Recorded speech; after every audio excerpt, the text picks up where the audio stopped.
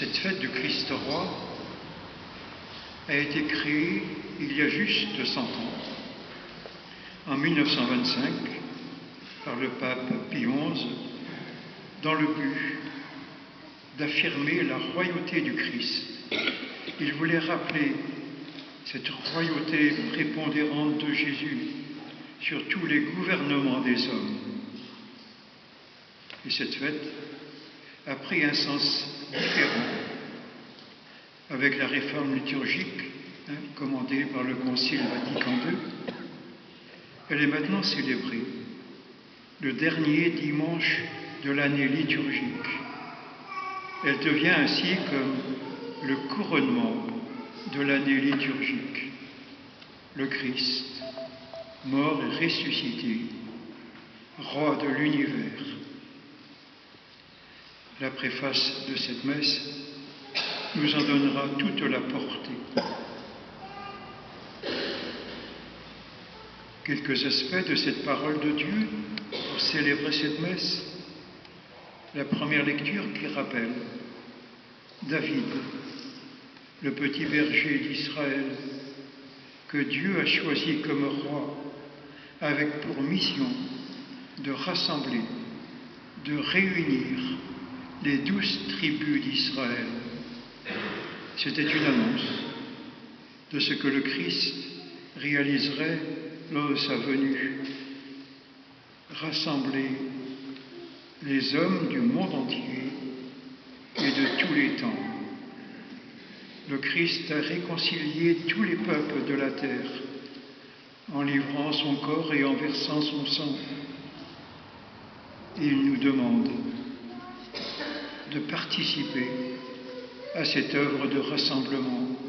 Il compte sur nous pour être des artisans d'unité, de justice, de réconciliation.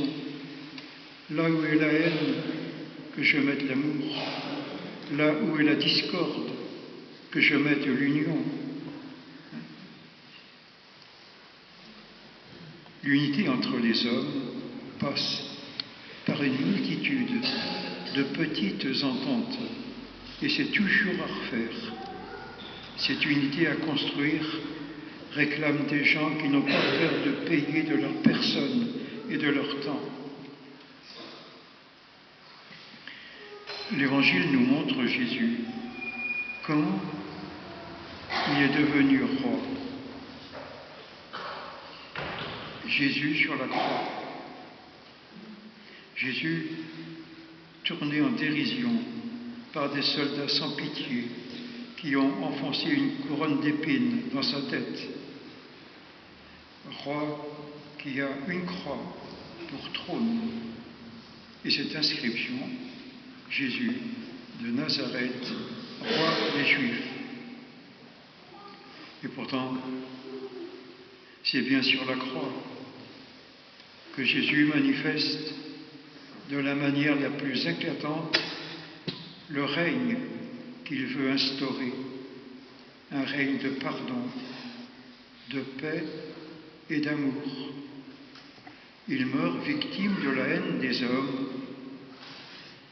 Et dans cette ambiance de violence, il fait entendre les mots d'un amour sans ombre. Je te le dis, aujourd'hui, tu seras avec moi dans le paradis.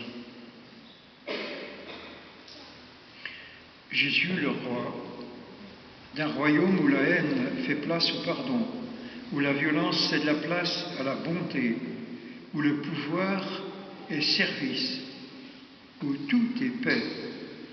Jésus, roi d'un royaume de frères.